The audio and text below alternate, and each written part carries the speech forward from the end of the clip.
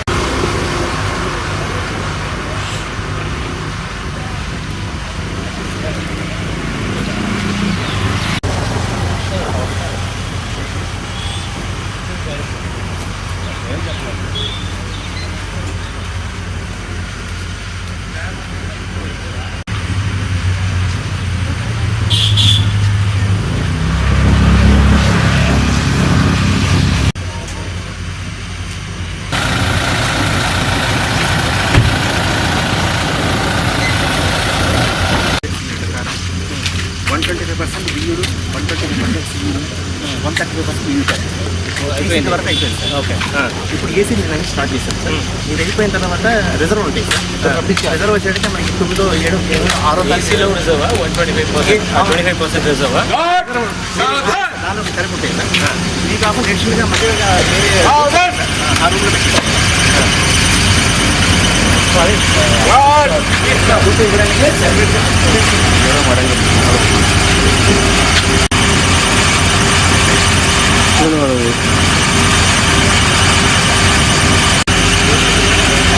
Madam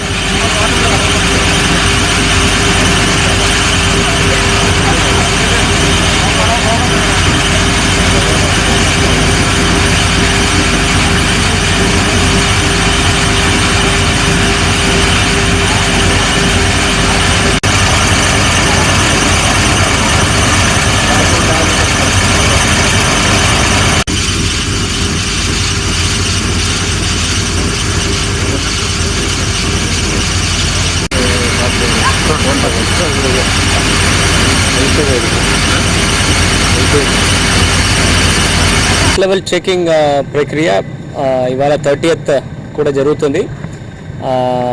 మనం start చేసిన నుండి ఇప్పుడు దాకా నిన్న వరకు చూస్తే మనకి పార్లమెంటరీ కాన్స్టిట్యున్సీస్కి కావాల్సిన బియూలు, సియూలు అండ్ వివిప్యాట్ ఈ 3 కూడా సక్సెస్ఫుల్గా కంప్లీట్ చేసాము. దాదాపుగా 2729 బియూస్ అండ్ సియూస్ అండ్ 2924 వివిప్యాట్స్ ఇదన్నీ కూడా ఫస్ట్ లెవెల్ చెకింగ్ సక్సెస్ఫుల్గా కంప్లీట్ అయిపోయింది. అది కూడా సేఫ్గా గుడౌన్స్లో సంబంధపడ్డ లొకేషన్స్లో పెట్టడం జరిగింది. ఇవాళ నుండి అసెంబ్లీ కాన్స్టిట్యున్సీస్ కావాల్సిన బియూస్, సియూస్ అండ్ వివిప్యాట్ మొదలు పెట్టడం జరిగింది. సో ప్రతిరోజుకి దాదాపుగా ప్రతి ఒక్క 12 ఇంజనీర్స్ టేబుల్స్ ఉంటున్నప్పుడు 300 to 325 మెషిన్స్ పర్ డే మనం చేయడం జరుగుతుంది.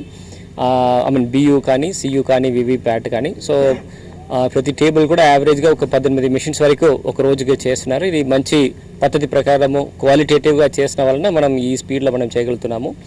అదర్వైజ్ ఇక్కడ ఉన్న అరేంజ్మెంట్స్ అండ్ సెక్యూరిటీ బందోబస్తు అన్నీ కూడా ఫస్ట్ రోజు ఎట్లా ఇంటాక్ట్గా ఉంటుందో ఇప్పుడు కూడా సేమ్ క్రమశిక్షణతో వాళ్ళకి చెకింగ్ చేసి పంపడము, మొబైల్ ఫోన్స్ రెస్ట్రిక్ట్ చేయడము అండ్ ఐడి కార్డ్స్ లేని వాళ్ళు ఎవరికి ఎంట్రీ ఇవ్వకుండా ఉండడము అదన్నీ కూడా సక్రమంగా పోలీస్ వాళ్ళు చేస్తున్నారు.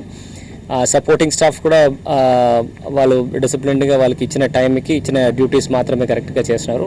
సో ఇంజనీర్స్కి కావాల్సిన అన్ని సదుపాయాలు ఇక్కడ చేసి పెట్టాము. సో వర్క్ ఎట్లాంటి ప్రాబ్లం లేకుండా స్మూత్గా జరుగుతుంది. ఈ ప్రక్రియలో ఈ పద్ధతిలో వెళ్తే ఇంకొక అనదర్ 6 to 7 days బియాండ్ పడుతుంది. సో 6th దాకా మనకి బఫర్ మనకి 125% బియూలు, 125% సియూలు అండ్ 135% వివిప్యాట్స్ మనం పర్సంటేజ్ ఆఫ్ టోటల్ పోలింగ్ స్టేషన్స్కి మనం ప్రిపేర్ చేసి పెట్టుకోవాలి. సో దాని వరకు 6th November వరకు ఈ బఫర్ వరకు కంప్లీట్ అయిపోతుంది. దాని తర్వాత మనం ఈ మాక్ పోల్ చేయడానికి మొదలు పెడుతున్నాము. దానికి కూడా ప్రిపేర్ చేసేసి ఎట్లా చేయాలనే ప్లాన్ ఇవాళ హాల్ సూపర్వైజర్స్ మాత్రం కాకుండా బెల్ ఇంజనీర్స్ వాళ్ళతో మీటింగ్ పెట్టుకొని ఒక ప్లాన్ కూడా అప్రూవ్ చేయడం జరిగింది. సో ఈ మంచి పద్ధతిలో జరుగుతుంది. ఖచ్చితంగా నెక్స్ట్ November 10th లోపల ఎంటైర్ ప్రక్రియ సక్సెస్ఫుల్గా కంప్లీట్ చేయడానికి అన్ని చర్యలు తీసుకుంటున్నాం.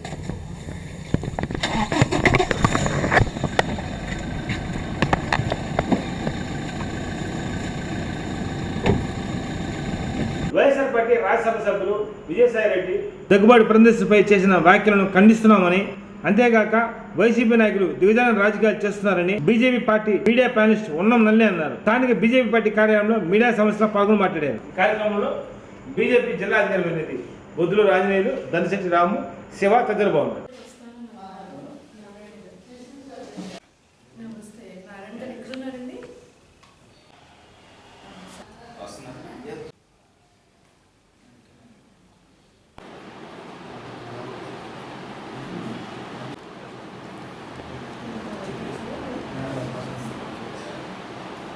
అందరికీ నమస్కారం. ఈరోజు భారతీయ జనతా పార్టీ జిల్లా కార్యాలయానికి ముఖ్య అతిథిగా శ్రీమతి నళిని స్టేట్ మీడియా ప్యానలిస్ట్ గారు మరియు జిల్లా అధికార ప్రతినిధి బొద్దుల రాజీవ్ గారు,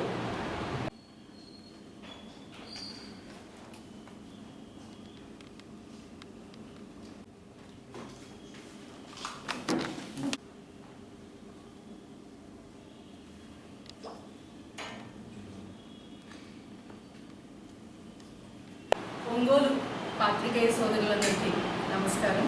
నా పేరు ఉన్నం నళినీదేవి. నేను రాష్ట్ర బీజేపీ మీడియా ప్యానలిస్ట్ మరియు కందుకూరు ఇన్ఛార్జ్. ఇప్పుడు విజయసాయి రెడ్డి గారు మా రాష్ట్ర అధ్యక్షురాలు పురంధేశ్వరి గారి మీద వ్యాఖ్యలు చేసి దాదాపు 2-3 రోజులు అవుతున్నప్పటికీ మేము మహిళలు ఒకంతు ఆలోచించాం, మేము దీనికి ప్రతిస్పందించాలా లేదా. దీనికి కారణం ఏంటంటే 2019 వైఎస్ఆర్సీపీ పవర్లోకి వచ్చిన రోజు నుంచి ఈ రాష్ట్రంలో దిగజారుడు రాజకీయాలు చేస్తున్నారు. రాష్ట్రం దిగజారుడు రాజకీయాలకి, అలాగే సంస్కృతి లేని ఒక రాజకీయాలకి, ఒక మోరల్స్ లేని రాజకీయాలకి నిలయం అయిపోయింది. ఇలాంటి ఒక అట్మాస్ఫియర్లో ఒక మహిళలుగా మేము ఎంతవరకు స్పందించాలి, ఎంతవరకు స్పందించకూడదు అనే ఒక మీమాంసతో మహిళలమైన మేము మీడియా ప్యానలిస్ట్ ఒక 2-3 రోజుల తర్వాత ఇప్పుడు స్పందించడానికి సమాయత్తం అయ్యాం. ఈ దిగజారుడు రాజకీయాలు ఎంతవరకు వెళ్ళిపోయినాయి అంటే ఆఖరికి లిక్కర్ స్కామ్ అనే దాని మీద మా రాష్ట్ర అధ్యక్షురాలు పురంధేశ్వరి గారు అన్ని సాక్ష్యాలతో సహా వేసిన ప్రశ్నలను, సంధించిన ప్రశ్నలకు సమాధానం చెప్పలేక వ్యక్తిగత దూషణకు దిగుతున్నారు. రాజకీయంలో వ్యక్తిగత దూషణలకు తావులేదు. మేము అడిగిన ప్రశ్నలకి మీ దగ్గర సమాధానాలు ఉంటే సమాధానాలతో రండి. మీరు ఏ ప్లాట్ఫామ్ మీద కన్నా రండి, సమాధానాలతో ఎదుర్కొనడానికి బీజేపీ పార్టీ సమాయత్తంగా ఉంది, చాలా సుసన్నిధంగా ఉంది. కానీ వ్యక్తిగత దూషణలకు మాత్రం తావులేదు. విజయసాయి రెడ్డి గారు పురంధేశ్వరి గారి మీద ఆయనకి సంధించిన ప్రశ్నలకు మాత్రం సమాధానాలు చెప్పకుండా డైవర్షన్ పాలిటిక్స్ చేస్తున్నారు. పురంధేశ్వరి గారు సంధించిన సూటిగా సుత్తి లేకుండా సంధించిన క్వశ్చన్స్ 50,000 కోట్ల లిక్కర్ అమ్మకాలు ఈ రాష్ట్రంలో జరుగుతుంటే 20,000 కోట్ల రెవెన్యూ మాత్రమే చూపిస్తున్నారు. మిగతా దాదాపు 30,000 కోట్ల రెవెన్యూ, అంటే దాదాపు సగభాగం రెవెన్యూ ఎక్కడికి వెళ్తుంది, ఎవరి జేబుల్లోకి వెళ్తుంది? సుత్తి లేకుండా సూటిగా సంధించిన ఈ క్వశ్చన్ ఇదొక్కటే. దీనికి సమాధానాలు లేకుండా లిక్కర్ బ్రాండుల గురించి, మీరు తినే నాన్ వెజ్ల గురించి, మీరు తాగే బ్రాండుల గురించి ఇవన్నీ ఎవరు అడగలేదు. విజయసాయి రెడ్డి గారు, మీరు తాగుతున్నారా లేదా, మీరు నాన్ వెజ్ తింటున్నారా లేదా, మీరు ఏ టైంకి పడుకుంటున్నారు, ఏ టైంకి లెగుస్తున్నారు, ఇవన్నీ భారతీయ జనతా పార్టీ కానీ ఈ రాష్ట్రంలో ఉన్న ఏ మహిళ కానీ మిమ్మల్ని అడగట్లేదు. మిమ్మల్ని కేవలం అడుగుతుంది అనైతికంగా 2019 మేనిఫెస్టోలో మీరు ఏదైతే లిక్కర్ని మేము బ్యాన్ చేస్తాము అని చెప్పి మహిళల ఓటుని గుంజుకున్నారో అదే మహిళని మళ్ళీ మీరు మోసం చేసి అడ్డగోలుగా మోసం చేసి ఈరోజు లిక్కర్ని స్వేచ్ఛగా ప్రతి ఇంటికి తీసుకెళ్తున్నారు. ఎలాగైతే మీరు ఈ లిక్కర్ని ప్రధాన రెవెన్యూగా చేసుకుని ఈ రాష్ట్రాన్ని మోసం చేస్తున్నారు, ఇది అడుగుతుంది ప్రతి మహిళ ఈరోజు రాష్ట్రంలో. మీరు తాగనని చాలా గొప్పగా చెప్పుకుంటున్నారు, మీరు నాన్ వెజ్ తినని చాలా గొప్పగా చెప్పుకుంటున్నారు. కానీ మరి మీరు తాగడం తప్పు అని మీకు తెలిసినప్పుడు దాన్ని ఆంధ్రప్రదేశ్ రాష్ట్రానికి ఎందుకు రుద్దుతున్నారు? మీరు ఏదైతే వాగ్దానం చేశారో ఎలక్షన్ మేనిఫెస్టోలో దాన్ని మీరు కంప్లీట్గా ఇగ్నోర్ చేసి దాన్ని రెవెన్యూ కింద చేసుకొని ప్రతి మహిళ ప్రాణాలతో మీరు ఆడుకుంటున్నారు. ప్రతి మహిళ పసుపు కుంకుమలతో మీరు ఆడుకుంటున్నారు. పేరు ఊరు లేని బ్రాండుల్ని మీరు ప్రతి మహిళ మీద రుద్దుతున్నారు. మరి మీకు తెలుసు కదా, మీరే గర్వంగా చెప్పుకుంటున్నారు కదా నేను తాగను అని. మరి మీరు తాగనప్పుడు ప్రజలకు ఎందుకు తాగిస్తున్నారు సార్? మీరు ప్రాణాలతో ఎందుకు ఆడుకుంటున్నారు మీరు? అయినా మేము అడిగింది మీ అలవాట్ల గురించి కాదు, మా పార్టీ అడుగుతుంది, మా అధ్యక్షురాలు అడుగుతుంది మీరు పెట్టిన అలవాట్ల గురించి కాదు, మీ అలవాట్ల గురించి కాదు. మేము అడుగుతుంది కేవలం లెక్కలు.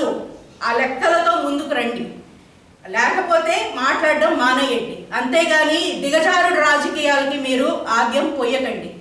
ఈరోజు మీరు ఏ స్టేట్మెంట్స్ అయితే చేశారో ఈ స్టేట్మెంట్స్తో మీ పార్టీలో ఉన్న దిగజారుడు రాజకీయాలు చేసే మోరల్స్ లేని కొడాలి నాని లేకపోతే రోజా వీళ్ళ పక్కన మీరు కూడా నుంచున్నారు ఈ రోజున.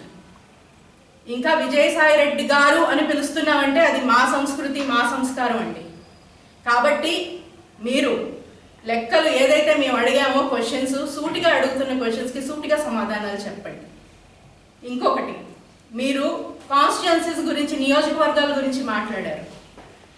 ఎంపీగా నియోజకవర్గం మీరు నామినేటెడ్ ఎంపీ విజయసాయి రెడ్డి గారు, ఆ విషయం మీరు మర్చిపోయి మాట్లాడుతున్నారేమో అని కొంత అనుమానం వచ్చి మీకు గుర్తు చేస్తున్నాం మేము. మీరు నామినేటెడ్ ఎంపీ. పురంధేశ్వరి గారు ఒక నియోజకవర్గం నుంచి పార్లమెంట్కి పోటీ చేసి పీపుల్స్ మ్యాండేట్తో గెలిచిన ఆవిడకి మీకు పోలికేంటి సార్?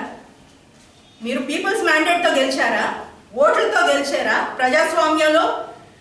ప్రజాస్వామ్యంలో ఎప్పుడు ఓట్లతో పీపుల్ మ్యాండేట్తో గెలిచిన వారిదే గెలుపు. ఓకే, మీరు నామినేటెడ్ ఎంపీ అయితే అయ్యి ఉండొచ్చు, మీ ఫండ్స్ మీరు ఖర్చు పెట్టడానికి ఒక కాన్స్టిట్యుయెన్సీ, ఒక నియోజకవర్గాన్ని మీరు ఎంచుకోవచ్చు, కాదనట్లా. కానీ పీపుల్స్ మ్యాండేట్తో వైజాగ్ నుంచి గెలిచిన పురంధేశ్వరి గారికి మీకు అసలు పోలికేంటి? అసలు ఆ ప్రశ్న సంధించడానికి మీకు అసలు హక్కు లేదని భారతీయ జనతా పార్టీ అంటుంది. ఈరోజు ఈ పుణ్యభూమిలో ఎత్ర నార్యంతు పూజ్యంతే తత్ర రమంతి దేవత అని అంటారు. అంటే ఎక్కడ మహిళ పూజించబడుతోందో అక్కడ దేవతలు నడుస్తారు, అక్కడ దేవతలు నివసిస్తారు అని అర్థం.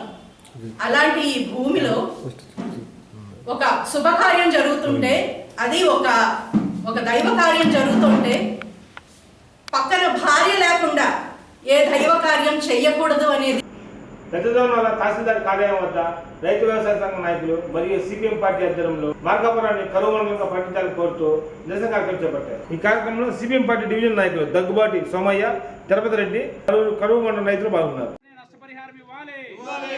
పంటలకు వెంటనే నష్టపరిహారం ఇవ్వాలి. అన్ని రకాల పంటలకు నష్టపరిహారం ఇవ్వాలి. అన్ని రకాల పంటలకు నష్టపరిహారం ఇవ్వాలి. పశువులకు వెంటనే ఉచితంగా గడ్డి సరఫరా చేయాలి. పశువులకు ఉచితంగా మండలాన్ని కరువు మండలంగా ప్రకటించాలి. అన్ని రకాల పంటలకు నష్టపరిహారం ఇవ్వాలి. అన్ని రకాల పంటలకు నష్టపరిహారం ఇవ్వాలి. అన్ని రకాల పంటలకు నష్టపరిహారం నష్టపరిహారం ఇవ్వాలి. పశువులకు వెంటనే గడ్డి సరఫరా చేయాలి. గ్రామాల్లో గడ్డి సరఫరా చేయాలి. గ్రామాల్లో యుద్ధ ప్రాతిపదికన ట్యాంకర్ల ద్వారా నీరు సరఫరా చేయాలి. మంచినీటి సరఫరా చేయాలి. అన్ని రకాల పంటలకు నష్టపరిహారం ఇవ్వాలి. అన్ని పంటలకు నష్టపరిహారం ఇవ్వాలి. ఎకరానికి ₹1,00,000 ఇవ్వాలి. ఎకరానికి ₹1,00,000 ఇవ్వాలి. అందుకే నష్టపరిహారం ఇవ్వాలి. వెంటనే నష్టపరిహారం ఇవ్వాలి. పత్తి పంటకు ఎండిపోయిన పత్తి పంటలకు నష్టపరిహారం ఇవ్వాలి. అన్ని రకాల పంటలకు నష్టపరిహారం ఇవ్వాలి. అన్ని రకాల పంటలకు నష్టపరిహారం ఇవ్వాలి. దోర్నాల మండలాన్ని వెంటనే కరువు ప్రాంతంగా ప్రకటించాలి. మండలాన్ని వెంటనే కరువు ప్రాంతంగా ప్రకటించాలి. మండలాన్ని వెంటనే కరువు ప్రాంతంగా ప్రకటించాలి. దోర్నాల మండలాన్ని వెంటనే కరువు ప్రాంతంగా ప్రకటించాలి. లాలే రైతుల ఐక్యత, లాలే రైతుల ఐక్యత.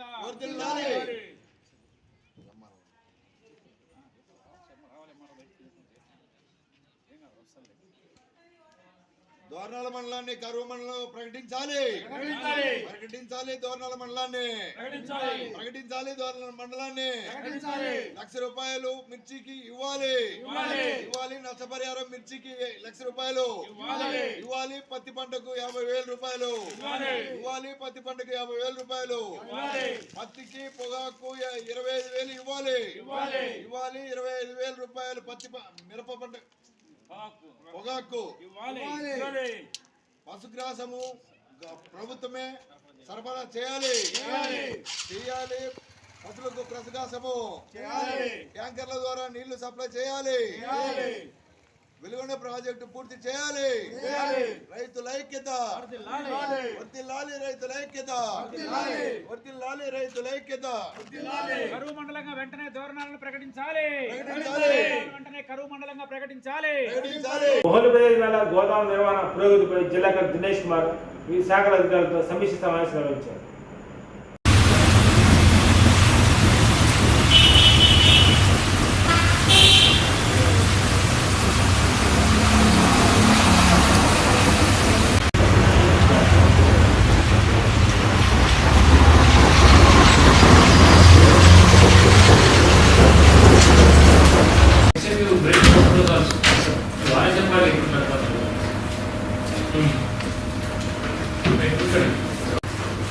డేట్ చెప్పండి, డేట్ ఆఫ్ మంత్. అప్పుడు April 2022.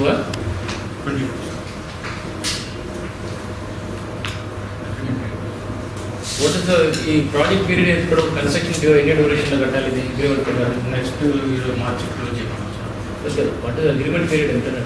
Agreement period 9 months. Political problem. ఏ పొలిటికల్ ప్రాబ్లం? అంటే ఒరిజినల్ కాంట్రాక్ట్ కట్టలో ఉంటాడు. ఇక్కడ లోకల్ ఎమ్మెల్యే పర్సన్ తీసుకున్నాం. తీసుకుని అతను సబ్ కాంట్రాక్ట్ ఎక్విట్ చేస్తాడు. So many of such works do like that only. దానికి దీనికి సార్ ఏంటి సంబంధం ఏంటి? అంటే వాడికి ఇంటర్నల్ డబ్బుల దగ్గర ప్రాబ్లం వచ్చింది. సరే, ఇప్పుడు మీ when was your notice given first notice, date of your first notice ఏంటి? నోరు వాటిల్ ఇచ్చారా? పేపర్ రాకుండా ఇచ్చారు.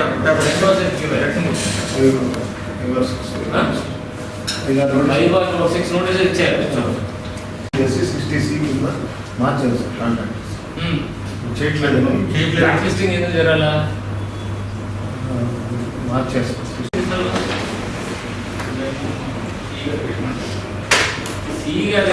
వీడియో కాన్ఫరెన్స్ ఏంటి? దోర్నాల పట్టణంలో విజయం గెలవాలంటూ కళ్ళు తిరిగిద్దాం కార్యక్రమాన్ని టీడీపీ నాయకులు కళ్ళకద్దులకు నిరసన కార్యక్రమం చేపట్టారు. ఈ కార్యక్రమంలో ఎర్రగొండపాలెం మాజీ టీడీపీ నాయకులు అమ్మటి వీరారెడ్డి, దొడ్డ శేషాద్రి, లాయర్ కాసియా, మండల పార్టీ నాయకులు పాల్గొన్నారు.